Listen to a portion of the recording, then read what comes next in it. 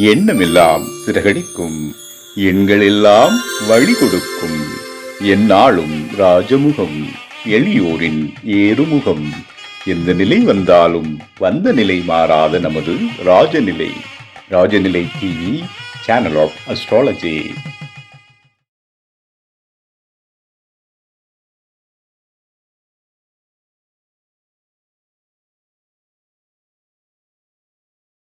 வாழ்க தமிழ், வளர்க ஜோதிடம். அனைவருக்கும் அன்பான காலை வணக்கம். இன்று பிறந்தநாள் மற்றும் திருமணநாள் கொண்டாடும் அனைவருக்கும் ராஜநிலை டிவி சார்பாக வாழ்த்துக்களை தெரிவிப்பது உங்கள் ராஜநிலை எண்கணித வித்தகர் லால்குடி செந்தில்.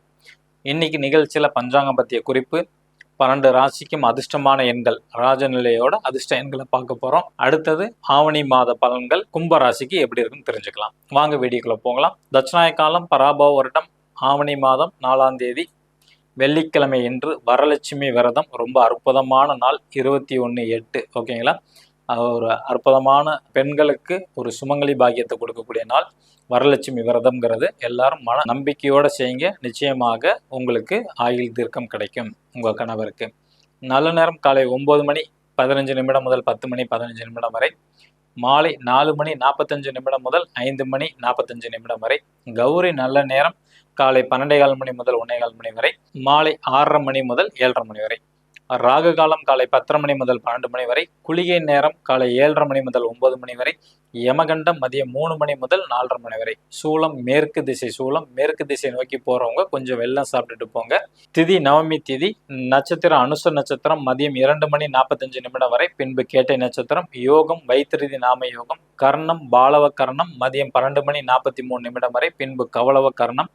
சந்திராஷ்டமம் அஸ்வினி நட்சத்திரத்திற்கு இன்னைக்கு மதியம் 2 மணி 45 நிமிடம் வரை.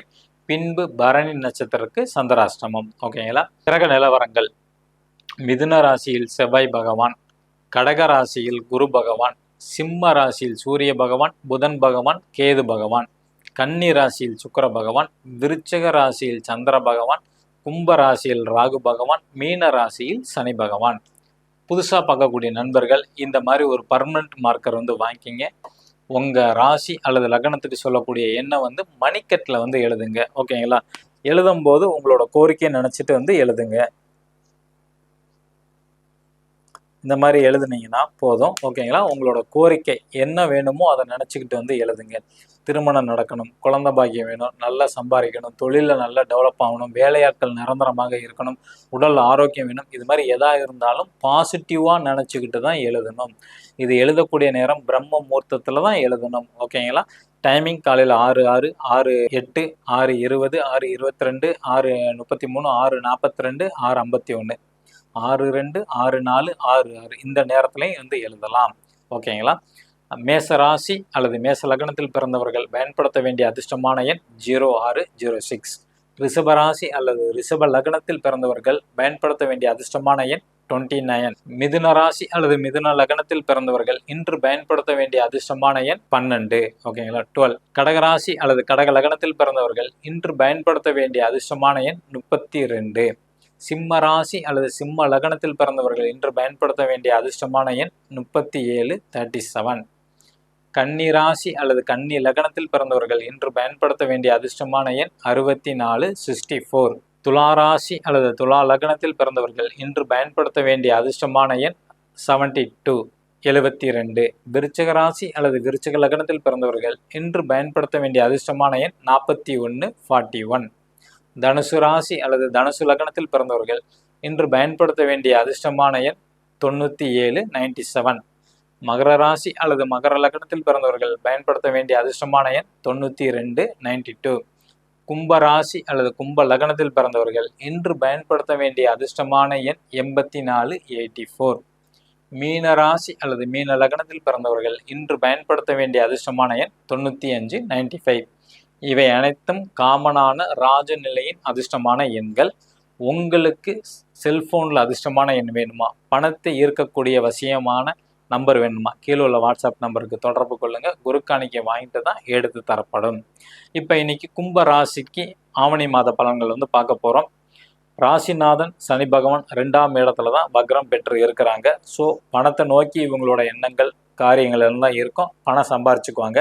எந்த ஒரு செயல் செஞ்சாலும் மீண்டும் மீண்டும் திருப்ப செய்யக்கூடிய அமைப்புகள் வந்து உருவாக்கும். இதே 1.25 வருஷமாக பல் அல்லது கண் சம்பந்தப்பட்ட பிரச்சனைகள் வந்து சந்திச்சிருப்பீங்க. அது சம்பந்தப்பட்ட ஆஸ்பத்திரிக்கும் போயிட்டு வந்திருப்பீங்க. ஓகேங்களா? இப்ப பேர் புகழ் கிடைக்கக்கூடிய காலங்கள் இந்த மாதத்துல நிச்சயமாக நடக்கும். ஓகேங்களா? ஒரு சில பேர்த்துக்கு வந்து பாத்தீங்கன்னா மந்திர வித்தை கற்றுக்கணும்னு ஆசைப்படுவீங்க. சில பேர் வந்து பார்த்தீங்கன்னா மெஜிஷியன் ஆகணும்னு நினைப்பீங்க. அந்த மாதிரி நிகழ்வுக்கு வந்து உங்களுக்கு வந்து வாட்ஸ்அப்லையோ யூடியூப்லையோ லிங்க்குகள்லாம் வரும். கொஞ்சம் கவனமாக பார்க்க வேண்டும். ஓகேங்களா? குடும்ப வாழ்க்கையில் சின்ன சின்ன குழப்பங்கள் வரும். ஓகேங்களா? அதை தவிர்க்கிறது ரொம்ப நல்லது. புகழ் கிடைக்கும், அந்தஸ்து கிடைக்கும். தவறு செஞ்சாலும் சரி, நன்மை செஞ்சாலும் சரி, உலகத்துக்கு வந்து வெளிச்சம் போட்டு காட்டக்கூடிய காலங்கள் கும்பராசிக்கு. இப்போ மாணவர்கள், கும்பராசியில் பிறந்த மாணவர்களுக்கு எப்படி இருக்குன்னு தெரிஞ்சிங்கன்னா, கொஞ்சம் தடை உண்டு. ஆரம்ப கல்வியை படிக்கிறவங்களுக்கு, அதே மாதிரி போட்டித் தேர்வு எழுதுறவங்களுக்கு வெற்றி வாய்ப்பு வந்து உண்டு. உயர்கல்வி படிக்கிறவங்களுக்கு நல்ல வெற்றி வாய்ப்பு வந்து உண்டு. ஓகேங்களா? அடுத்தது வருமானம், குடும்பம் எப்படி சார் இருக்கும் அப்படின்னு கேட்டுக்கிட்டிங்கன்னா, 2ஆம் இடத்துல சனி பகவான் இருக்காரு. நல்ல வருமானம் வரும். ஓகேங்களா? 2ஆம் அதிபதியான குரு 6ல் போய் உச்சம் பெற்றிருக்கிறாங்க. 2ஆம் இடத்தை சுக்கிரனும் குருவும் பார்க்குறாங்க. நல்ல ஒரு அமைப்புன்னு எடுத்துக்கலாம். குடும்ப வாழ்க்கை தான் குழப்பம் வரும். மற்றவங்களால, உங்களை சுற்றி இருக்கிறவங்களால தான் உங்கள் குடும்பத்தில் வந்து பிரச்சனை வரும். உங்கள் கணவன் மனைவிகளே இயற்கையில் ஒன்றும் வராது. மற்றவங்களால தான் வரும். கொஞ்சம் கவனமாக இருக்கணும். 3ஆம் இடம் தம்பி, தங்கச்சி, மாமனாரை பற்றி சொல்லக்கூடியது. இந்த 3ஆம் அதிபதியான செவ்வாய் 5ல் வந்து பயணம் செய்கிறாங்க. 3ஆம் இடத்த வந்து சந்திரன், ராகு பார்க்குறாங்க. எம்எல்எம் கான்செப்டில் போகக்கூடாது. கடந்த ஒரு வருஷமாக நம்ம சொல்லிக்கிட்டே இருக்கிறோம். இந்த வருஷம் முடிகிற வரைக்கும் சொல்லிக்கிட்டே இருப்போம். யாரெல்லாம் எம்எல்எம் கான்செப்டில் போகிறாங்களோ அவங்களோட பணம் எல்லாம் சுவாகா. பார்த்து கவனமாக நடந்துக்கணும். ஓகேங்களா? பயணங்கள் உண்டு, இடமாற்றம் உண்டு. உங்களோட தம்பி, தங்கச்சிக்கு அல்லது மாமனாருக்கு அவங்களுக்கு வரவுக்கும் செலவுக்கும் சரிசமமாகவே இருக்கும். எவ்வளோ பணம் வந்தாலும் செலவுக்கு வந்து ரெடியாகவே இருக்கும். ஓகேங்களா? பேராசைப்படாமல் இருந்தால் ரொம்ப நல்லது. அடுத்தது 4ஆம் இடம் தாய். ஓகேங்களா? கும்பராசியில் பிறந்தவங்களுக்கு 4ஆம் இடம் சுக்கிரன் கொஞ்சம் நீசத்தில் போய் உட்காந்துருக்காங்க. தாய்க்கும் உங்களுக்கும் சின்ன சின்ன கருத்து வேறுபாடுகள் வரும். தாய் வந்து பொழுதுபோக்கு விஷயத்தை வந்து அதிகமாக கவனம் செலுத்துவாங்க. தாய்க்கு வந்து உதவி செய்ய அவங்களோட சொந்த பந்தத்திலோட உதவிகள் வந்து கண்டிப்பாக கிடைக்கும். தாய்க்கு வந்து கொஞ்சம் முன்கோபம் வரதுக்கான வாய்ப்புகள் அதிகம் உண்டு. அடுத்தது வீடு வாங்கலாமா அப்படின்னு கேட்டிங்கன்னா, வாங்க வேண்டாம், தவிர்க்கலாம். ஏன்னா 4ஆம் அதிபதி சுக்கிரன் வந்து நீசத்தில் இருக்கனால தவிர்க்கலாம். ஓகேங்களா? அடுத்தது குழந்தை 5ஆம் இடம். ஓகேங்களா? அங்கே செவ்வாய் வந்து இருக்கிறாங்க. 5ஆம் அதிபதி 6ல் பயணம் செய்கிறாங்க. ஓகேங்களா? கேது பார்வை. அப்போ கும்பராசியில் பிறந்தவங்களுக்கும் அவங்க குழந்தைங்களுக்கும் கருத்து வேறுபாடு கண்டிப்பாக வரும். அவங்களோட குழந்தைங்களுக்கு வந்து உடல்நல பாதிப்புங்கிறது கொஞ்சம் இருக்கும். ஆரோக்கியத்தில் கவனம் வேண்டும். ஓகேங்களா? குழந்தைகள் டீனேஜ் வயசுல வந்து வேலைக்கு போகிறாங்கன்னா அந்த வருமானத்தை பற்றி சிந்தனைகள் இருந்துக்கிட்டே இருக்கும். ஓகேங்களா? அதே மாதிரி குழந்தைங்களோட ஆசைகள் எல்லாமே நிறைவேறும். அவங்களுக்கு வந்து ஆசைகள் எல்லாமே நிறைவேறிடும். ஆனால் அவங்களுக்கு தான் கருத்து வேறுபாடு வந்து வரும். ஆரோக்கியத்தில் கவனம் வேண்டும். ஓகேங்களா? அடுத்தது குழந்தை பாக்கியம் வந்து உண்டா அப்படின்னு கேட்டிங்கன்னா, கொஞ்சம் தாமதம், தடை தான். அடுத்த மாதம் அதை வேணால் பார்க்கலாம். ஓகே? அரசியல் உள்ளவங்களுக்கு எப்படி? அரசியலில் இருக்கவங்களுக்கு வீண் பிரச்சனை, வம்பு வழக்கெல்லாம் வரும்.